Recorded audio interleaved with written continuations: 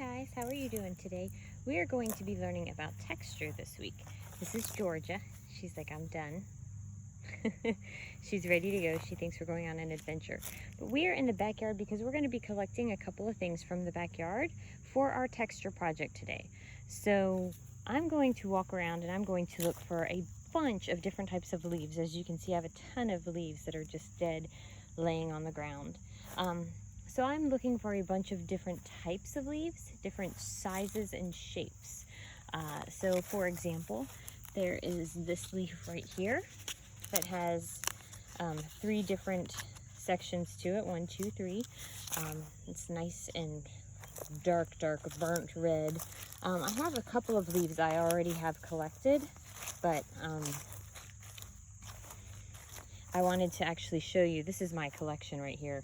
It's at the bottom of my chair here. So this is a heart-shaped leaf. I think I've taught you guys, some of you guys, how to draw leaves using the heart shape. So that would be a heart-shaped leaf.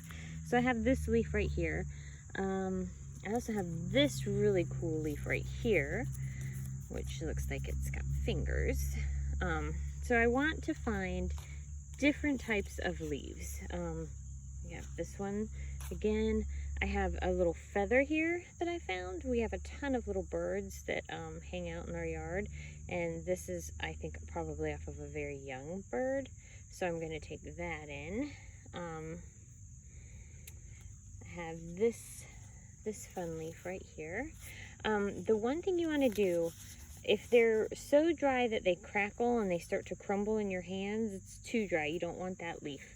Try to find, you do want a dry leaf though, and the reason you want the dry leaves is because their veins are stiffer on the leaves, the veins and the stems, and we want to make a really good rubbing, and those do the best rubbings. If it's green, it's not going to be the best rubbing because those veins and stems are still pretty soft because they have a lot of water still in them. So they're not going to work quite as good as our dried out leaves will work. This is a really good dried out leaf right here, and it's flat. It's still got a little bit of flexibility to it without crumbling. That is perfect. So I'm going to use that one. This is a really good one too. This one hasn't been on the ground as long. And then let's see. I also have this cool one with this hole in it that just gives it a lot of character. So I'm going to grab that one. Let's see here. So I think I have a number of leaves that are all slightly different in size as well as shape, and my feather. And we're going to take these inside just because the wind is getting a little bit, it was blowing my stuff around when I was trying to work out here. So we're going to go inside to do this so that we are not in the wind and my crayons don't keep rolling away from me. Once I get in there, I'll get set up and show you what we're going to do next. All right. Hey, Georgia, you ready to go in? Come on, let's go in. All right, so we are here in the house. We're getting ready to get working on our rubbings. I have one crayon color right now. So when I was in the yard trying to work on this, I had 2 different colors. My 2 crayons that were broken were my black crayon and my purple crayon that don't have any wrapper on them. And you want a small broken crayon that doesn't have wrapper on it. I would suggest black, just because it's going to show up really well. If you don't have a black broken crayon and you don't want to use your really nice big black crayon, I totally understand. If you have a brown crayon that's broken, you can use that. If you have a purple crayon that's broken, you can use that.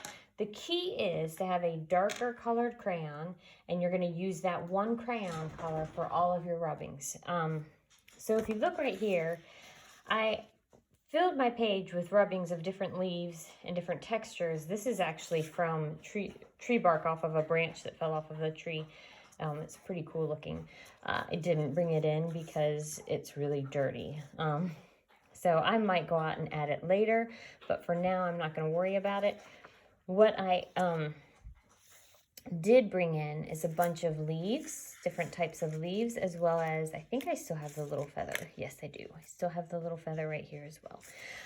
So what I'm going to do is I'm going to use my black crayon to do my rubbings. Once I do a rubbing of one leaf, I'm going to pick out a fall color.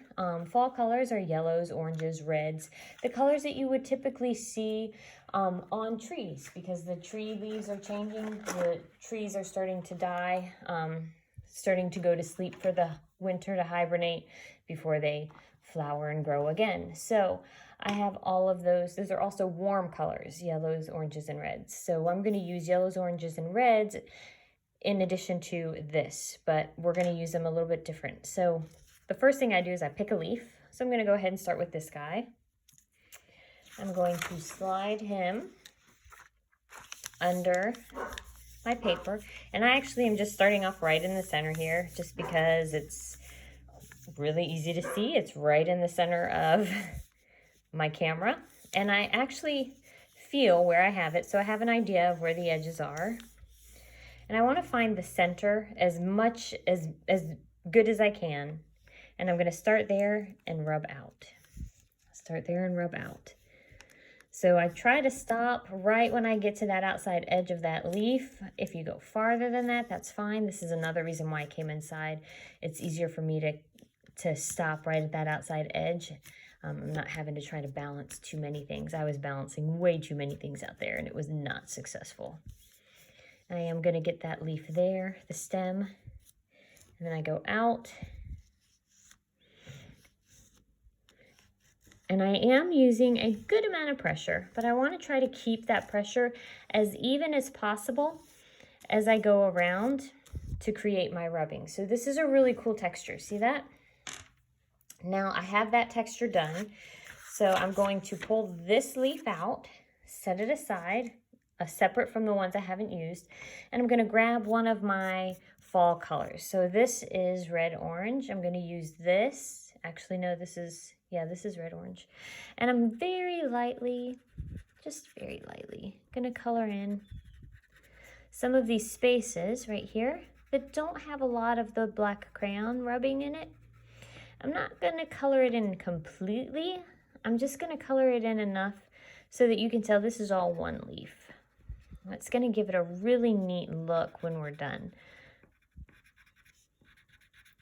So for right here, there's a good amount of black crayon down, so I'm not going to color over that. I'm going to leave that there. I'm just going to color on either side of it. And I'm going to do it very lightly. A lot of times when I ask you to color, I want you to color dark and use a lot of pressure.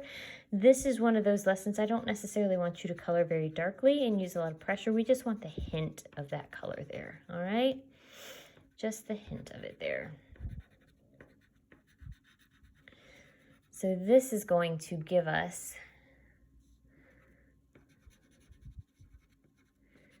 a little bit more definition to this leaf here. And it's going to make it a little bit easier to see it when I start layering other leaves over it and around it. I don't want to completely cover it up, but I am definitely going to run out of room for putting leaves side by side. So I am going to do a little bit of layering, and I just want it to kind of pull them apart a little bit. All right, so we have this guy done. That's kind of fun looking, isn't it? I thought so. All right, so I'm going to grab another one. I'm going to grab this fun guy right here. Oh, my little feather. Right here. And I'm going to turn him upside down so that his stem and veins are sticking up. Those are the ones that we want to be able to, these are the ones we want to have facing the paper, which actually, this one is kind of strange because up here I can feel the vein on this side and not on this side. But this is the underside, I think. Huh. All right. Well, we're just going to kind of go with it. If you can't quite find the underside and it gets a little confusing, that's not a big deal. Don't stress over it. Just, we are experimenting. We are learning how to create texture, and we're having fun in the process. So this guy is right here, here, here, and here. And he is going to go over top of this guy a little bit. I'm actually going to pull him down just a wee bit more. There we go. All right. Finding the middle. I'm going to try to go straight up. There it is. Look at that. Isn't that cool? Love it.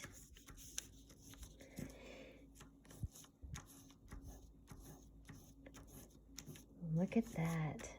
That's so cool. Oh my gosh, I love it. So much fun. Doesn't take much.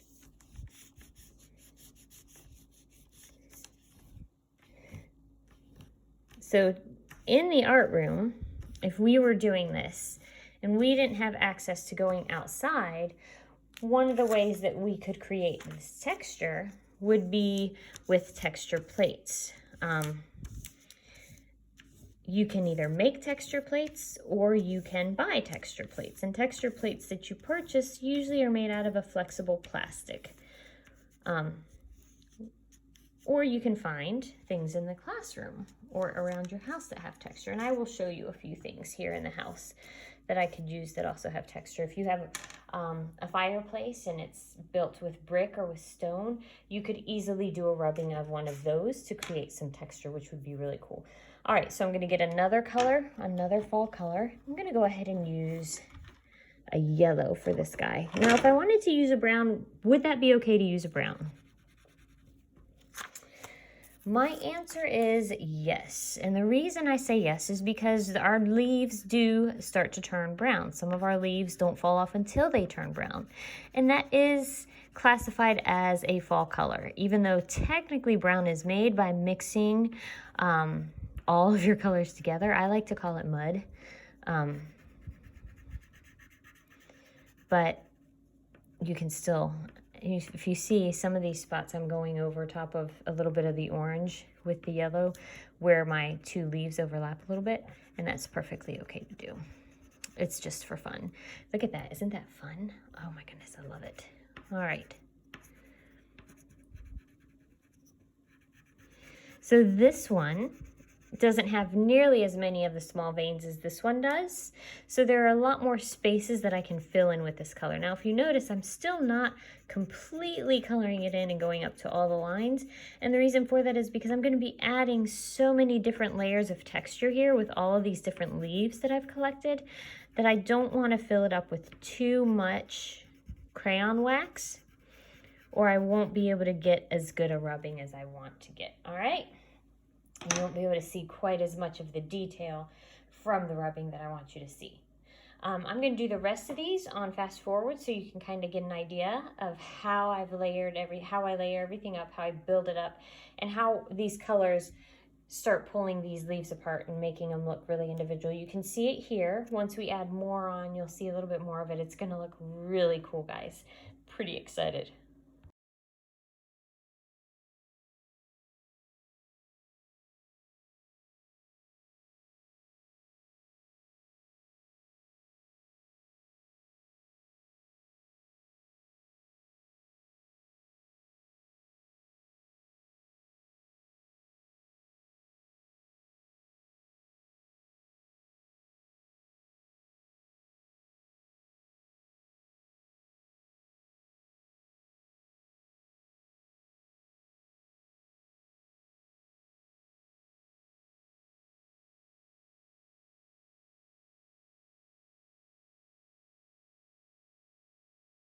All right, guys, so here's my final piece. It's kind of cool looking. And I do have this piece that I'm holding on to because I do want you to see that, you know, it wasn't turning out the way I wanted it to. So I just took the parts of this that I liked and restarted over here to this. Now, this is what I want you guys to do because this is going to look really good. You can see already it looks amazing. It's a real simple fall picture and it just looks so cool. And I have my little, look at my little feathers. They showed up in there too. Look at that. There's one. There's one. I wish it had been bigger. If I could find a bigger feather, that would have been cool. But the little one worked too. So this is what we're doing for our texture, learning about texture. This is just a texture rubbing. It's a really simple way to create texture in our art. and it's a really fun way to do it. If you have wildflowers in your backyard that you want to try to do rubbings with for this project, pull out those wildflowers and or weeds even, and try those. See how they look when you rub with those. Just remember when you are doing it that you hold it really well under the paper, because if you don't, it will move a little bit. Right here you can see on this line it did a little bit of a repeat on that vein a little bit, which is no big deal because the whole thing is a rubbing. It still looks really good, and from afar, stepping back, you don't really notice it at all. The only reason I noticed it is because I rubbed it and it skipped on me. But anybody else looking at it wouldn't know, except that I pointed it out. Let's see if Georgia likes it. Hey, Georgia. Georgia, come here. What do you think, baby girl? What do you think? Do you like it? Look, do you like it? No, the picture. This. Georgia, do you like that? Yeah, you like it? Yeah, it's pretty cool. Yeah, Georgia likes it too. Although she does say that it's a whole lot more fun just to go outside and run around in the leaves. So once you're done doing your leaf rubbings, go ahead and run around outside and play in the leaves. Have a great week.